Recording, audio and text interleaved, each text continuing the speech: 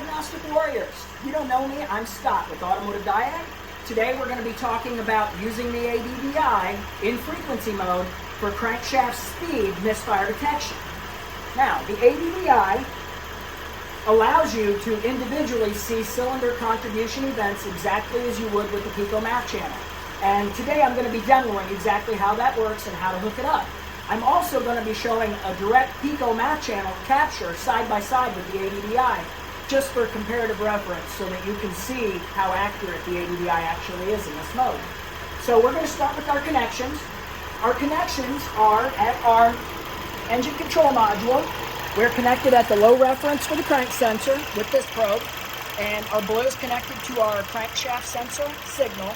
We have a bypass going straight out to the Pico so that you can see the signal that's coming out. That's over here. Okay, it's just a standard 0.5 volt square wave like you typically see on a digital sensor. All right. And then we have our test leads for our BNCs that go into our ADDi connected at the same exact place that the Pico's connected. So we're going to connect to our ADDi input, and we're going to connect to our output that goes over here to our scope. We're going to turn the device on. All right. Now, the ADDi always starts by default in tune mode, which is the mode for gasoline direct inject and diesel fuel system analysis for analog sensors. All right. Now, that's green on the mode indicator. We're going to look at the next one, which is blue. That's the J2716 cent zoom mode for using the gasoline direct inject and diesel fuel system testing on vehicles that have the serial data sensor. Purple is frequency mode, or purple is arbitrary mode for scent. Of course, we don't have a flashing LED. I don't know if you noticed that. I can try to auto-cal all I want. It's not going to flash because it's not getting a valid scent signal. We're sending it a square wave from a crank sensor. So what we're interested in today is frequency mode, which is red. I don't know if you saw that real quick flash, but that was actually the unit automatically calibrating.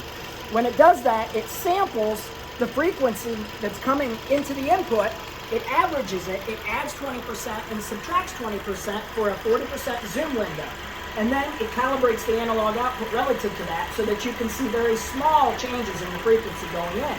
When you do this, it allows you to individually see the engine cylinder contributions through the crank sensor. So if you look over here at our scope, you can actually see the ADDi output on our red probe here. And you can see there's number one's coil control, which I didn't mention. I'm actually connected to the coil on cylinder one for current. You can see there's the coil's hit. There's our acceleration, 1, 3, 4, 2. Now I'm going to do something interesting here. You can clearly see our engine cylinder contributions, okay? We're going to give it a misfire. We're going to see how the pattern changes. So I'm going to go ahead, unhook. Whoa, what happened? We're missing somebody, aren't we? 1, 3, 4, 2. Guess what coil I just unplugged? Plugging back in. There, we're back. Now, we're going to look at this with the frequency, or with the crank map channel with the Pico. I've actually already got the scope channel set up. We're going to do crank A 60.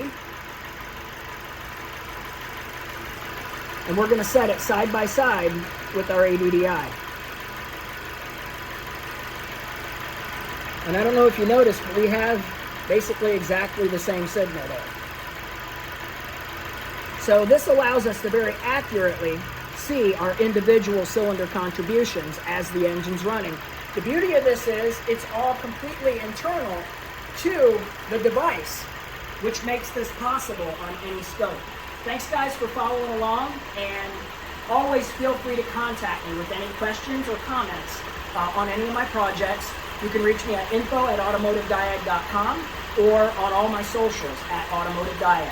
Thank you so much guys, and take care. Bye now.